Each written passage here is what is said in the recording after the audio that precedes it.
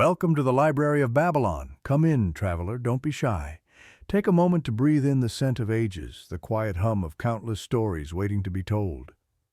Today we begin a grand adventure, one that starts not with maps of distant lands, but with a gaze toward the heavens. Have you ever looked up at the night sky and wondered what secrets it holds? Well, before we can truly unlock those cosmic mysteries, we must first learn to understand the very air that cradles our own world. It might seem strange to begin a journey to the stars by looking at the clouds, but trust me, it's a lesson as old as time itself. Within the Library of Babylon, knowledge doesn't just sit on shelves, it breathes. The air itself is woven from the scent of ancient parchment and untold histories. You, the traveler, join countless seekers whose steps have worn these flagstones smooth. Here, shadows stretch high toward vaulted ceilings, and every corner whispers of discoveries. For generations, the Library of Babylon has been a beacon, lighting paths through the darkness of not knowing. And it is here, in its peaceful embrace, that your true journey to the stars must begin. But before you can truly gaze upon the wonders beyond our earthly veil, you must first learn to navigate the very air that surrounds us. The sky, you see, is vast and boundless, but it's not always a perfectly clear window to the stars. Sometimes it's a shifting tapestry, woven with changing weather and even our own earthly activities. To understand the stars, you must first understand the sky itself, its moods, its hidden layers, and its deep darkness. This first lesson will help prepare your mind and senses. It will teach you to hear the whispers of the wind, to understand the language of the clouds, and to appreciate the quiet hush of a truly dark night. This way, your quest to the heavens won't just be about quick glimpses, but about truly connecting with the cosmos, patiently and with understanding. That thin, shimmering blanket of air clinging to our planet, which we call the atmosphere, is a curious thing. It both protects us, like a gentle shield, and sometimes acts as a barrier, hiding the cosmic show from our eyes. Think of it as a filter, a lens, and sometimes a curtain. Since ancient times, people have watched the sky, not just for the stars, but for the immediate messages the air itself sent. Our ancestors, who relied on the heavens for finding their way, growing food, and even predicting the future, deeply understood how this breath of our world influenced their lives and their view of the universe. To become a wise sky watcher, you need to get to know this aerial ocean intimately. Let's think about clouds for a moment. They're like magnificent, fleeting sculptures made of water vapor. Whether they are there or not tells us if the night sky will be revealed or hidden. High up, often higher than mountains, you find cirrus clouds. They're thin and feathery, made of ice crystals. Sometimes, faint starlight can peek through them, though they might make the sky a bit dimmer and put a glowing halo around the moon. But then there are low, thick stratus clouds. These are like a uniform gray blanket across the sky, usually quite low down, and they don't let any light from beyond pass through. And those familiar, puffy, cotton-like clouds of fair weather, those are cumulus clouds. They're lovely by day, but at night they can float across the sky, blocking your view of a star right when you want to see it most.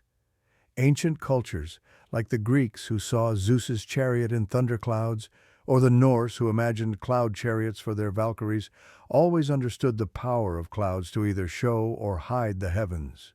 But even without clouds, the clear quality of the atmosphere matters greatly. Sometimes the air can be hazy. This is caused by tiny particles floating around, things like dust, pollen, or even pollution. And humidity, that dampness in the air, also makes things less clear, scattering starlight and making celestial objects look blurry. Even the air pressure, though you can't see it, affects how stable the air is. High-pressure systems often bring clear, calm air, which is wonderful for sharp views of the stars. Low-pressure systems, however, usually mean unstable air, winds, and more clouds. Learning to read the winds and the small changes in the air around you is a skill that grows over time, season after season. It's a deep connection to your immediate surroundings. Just by watching the colors of a sunset, how the light changes as dusk settles, or even feeling the evening air, you can find helpful clues about what the night sky will bring. Yet, even the clearest sky often presents another challenge, one that has grown with our cities: the trouble of artificial light. In our time, truly deep darkness has become a precious thing, like a wild place that is slowly disappearing. We call this light pollution. It's when artificial light is used too much, pointed in the wrong directions, or simply shines where it's not needed. This is the bane of anyone who loves to watch the sky. Light pollution shows itself in different ways. There's sky glow, that bright dome of light you see over towns and cities. There's glare, which is the blinding brightness from unshaded streetlights. And then there's light trespass, when unwanted light spills into places where it doesn't belong. Each of these kinds of light pollution makes the night sky less dark, effectively drowning out the fainter stars, cosmic clouds, and galaxies that we should be able to see. Within the Library of Babylon, through centuries of records, we have seen this slow darkening of the night. Imagine once upon a time, a Roman soldier could see the Milky Way so clearly that it looked like a shimmering path across the sky. Now, from many cities, you can only spot the brightest planets and a tiny handful of stars. To measure this loss, a helpful tool was created called the Bortle scale asterisk. It has 9 levels, from Class 1, which is a truly perfect dark sky sight where the Milky Way is so bright it can cast shadows, all the way to Class 9, a bright inner-city sky where only the Moon, Venus, and a very few bright stars can be seen. If you want to see the wonders of the cosmos, you really need to find skies that are Class 3 or darker. That's where the magic truly unfolds. The quest for true darkness often leads to special places, like a quiet sanctuary. These dark sky sites are often found in national parks, wilderness areas, or special preserves recognized by groups dedicated to protecting the night, like the International Dark Sky Association. They offer a refuge from the glow of our cities. Places like Death Valley National Park or Jasper National Park are wonderful examples, showing how much we humans still need to experience true night. Getting to such places takes a bit of planning, but the reward is immense. An unmatched spectacle, a chance to reconnect with the sky our ancestors knew. And it's in this deep darkness that your eyes, too, must transform. Your eyes are truly remarkable instruments capable of seeing in a wide range of light. But to get the best night vision, a state called dark adaptation, you need patience. It takes about 20 to 30 minutes for tiny cells in the back of your eye, called rods, which are responsible for seeing in low light, to fully gather a special chemical called rhodopsin asterisk. This chemical is essential for seeing in the dark. During this important time, even a quick flash of bright white light can undo all that work, making your eyes start adapting all over again. That's why experienced sky watchers often use red-filtered lights, because red light doesn't bother your night vision as much. The old stories of sailors navigating by starlight, or desert tribes telling tales under a sky blazing with countless suns, make so much more sense when you've truly experienced an unadulterated night. A darkness so deep, it feels almost as if you could reach out and touch it. Finally, and perhaps most importantly, the journey to understand the sky demands a deep and profound patience. The cosmos moves at its own grand pace, and those perfect moments of clear sky, free from clouds, haze, and light pollution, are often fleeting and unexpected. You must learn the rhythms of the universe and the subtle changes of the atmosphere. So, preparation isn't just about what you know in your mind. It's also about practical things for your comfort and safety. Dressing in layers, bringing warm drinks, and making sure you're in a safe, familiar place are not small details. They are essential parts of spending a long time watching the sky. Don't just observe the stars, but observe the sky itself. Notice how the wind changes, how clouds form or drift away, how the air feels.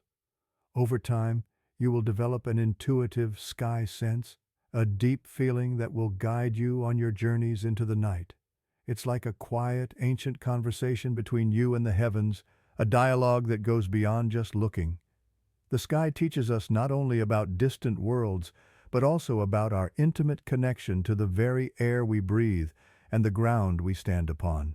To travel into the cosmos without first understanding the conditions of our own Earth is like setting sail without knowing the currents of the sea.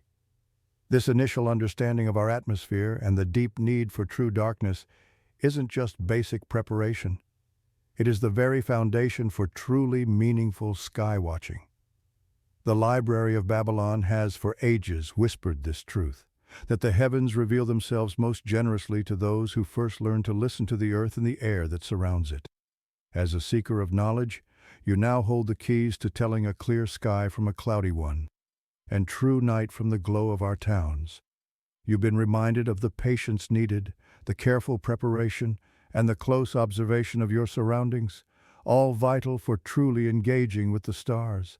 This wisdom gathered from generations of sky watchers helps you not just to look up, but to truly see to understand, and to cherish those precious moments when the universe reveals its splendor. Now that you understand the importance of our sky's earthly conditions and the quest for real darkness, you are ready for the next step. With this groundwork laid, your mind is prepared to turn from the veil itself to the magnificent celestial tapestry that lies beyond. We will begin with the patterns and stories woven into the constellations, visible from Earth's darkened corners.